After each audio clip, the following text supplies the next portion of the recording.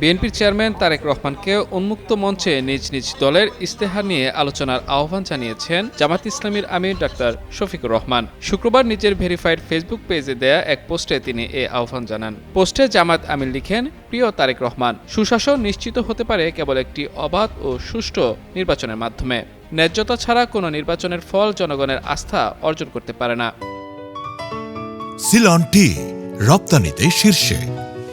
জামাত আমির বলেন, জুলাই বিপ্লবের পর রাজনীতি যে শালীন, সহনশীল ও সংঘাতহীন হতে পারে তরুণ প্রজন্মের কাছে তা প্রমাণ করার দায় রয়েছে।